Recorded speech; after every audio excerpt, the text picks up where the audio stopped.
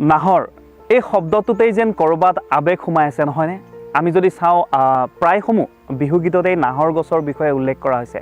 এটা সময়ত অসমৰ জীয়ৰীয়ে নাহৰ ফুল খোপাত গুজিয়াই খোপা শুৱনি কৰিছিলে।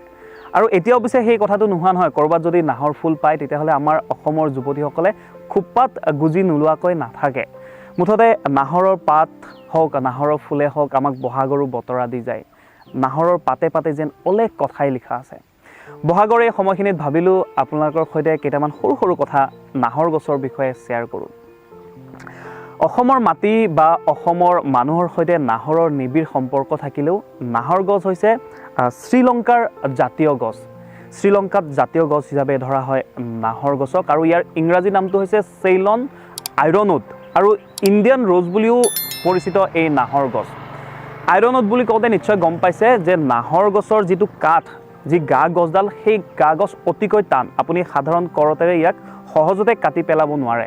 সেই হয়তো ব্ৰিটিছৰ সময়ত যদি চাওঁ, ব্ৰিটিছৰ সময়ত ৰেলৰ লাইন বহুৱাওঁতে ব্যৱহাৰ কৰিছিলে, সেই ট্ৰেকত ব্যৱহাৰ কৰিছিলে নাহৰৰ গছ, আৰু সেই নাহৰৰ কাঠটো ব্যৱহাৰ কৰিছিলে ট্ৰেকটো বহাওঁতে। এতিয়া অৱশ্যে তেনেকুৱা দেখিবলৈ পোৱা নাযায়, বা মই নাজানো, যদি ক'ৰবাত আছেও আপোনালোকে যদি জানে মোক কমেণ্ট বক্সত জনাই দিব। কিন্তু এতিয়া শ্ৰীলংকাত এখন দেৱালয় আছে, এম্বেকা দেৱালয় বুলি কয়। সেই এম্বেকা দেৱালয়ত কিন্তু এতিয়াও প্ৰতিটো খুঁটা এই নাহৰৰ, আৰু এই নাহৰৰ খুঁটা ব্যৱহাৰ কৰি আছে এতিয়াও।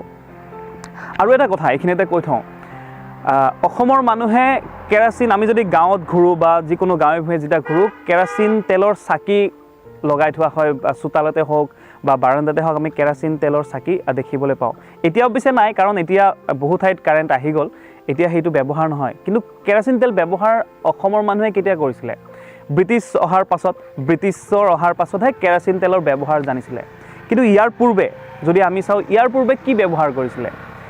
ইয়াৰ পূৰ্বে অসমীয়াৰ চোতাল পোহৰ কৰিবলৈ ব্যৱহাৰ কৰিছিলে নাহৰ গছৰ গুটি। কাৰণ নাহৰ গছৰ গুটিটোত এটা তেলেতীয়া পদাৰ্থ থাকে, আৰু সেই তেলেতীয়া পদাৰ্থটো বহু সময় ধৰি জ্বলি থাকে। সেই কেৰাচিন তেল ব্যৱহাৰৰ পূৰ্বে অসমীয়াৰ চোতাল পোহৰাবলৈ নাহৰৰ গুটিহে ব্যৱহাৰ কৰা হৈছিলে। এটা সুন্দৰ পৰিৱেশ আছিলে চাগে সেই সময়ত, নাহৰৰ গুটি এটা জ্বলাই থৈ দিয়ে, এটা সুন্দৰ পৰিৱেশ দেখিবলৈ পোৱা যায়। সেই সকলো কামতে কিন্তু ব্যৱহাৰ কৰিছিলে, পোহৰ কৰিবলৈ সেই নাহৰৰ গুটিয়েই ব্যৱহাৰ কৰিছিলে। এইখিনিতে আন এক কথা কৈ থওঁ, নাহৰ গছক লৈ কিছু লোকবিশ্বাসো আছে আমাৰ অসমীয়া মানুহৰ।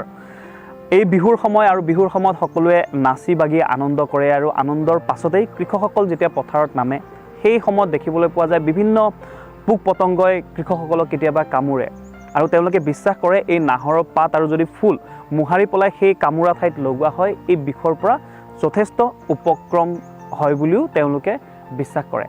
আন এক লোকবিশ্বাস, বহাগৰ এই বিহুৰ দিনটোত নাহৰৰ পাতত যদি দেৱাদিদেৱ মহাদেৱৰ এফাকি মন্ত্ৰ লিখি ঘৰত ক'ৰবাত থোৱা হয়, গুজি থোৱা হয়, সেয়া দুৱাৰতে হওক বা বাৰাণ্ডাতে হওক যদি গুজি থোৱা হয়, তেতিয়া বিশ্বাস কৰা হয় যে সেই ঘৰখনলৈ সুখ সমৃদ্ধি বৃদ্ধি হয় আৰু আনন্দৰে ভৰি পৰে। মই বিচাৰিছোঁ এই বহাগৰ এই বতৰতেই, এই সময়খিনিতে আপোনালোকৰ ঘৰখনৰ সুখ সমৃদ্ধিৰে ভৰি পৰক। আৰু এনেধৰণৰ সৰু সৰু ভিডিঅ' পাবলৈ আপোনালোকে চাই থাকিব মোৰ এই চেনেল ভাস্কৰ ভয়েজ।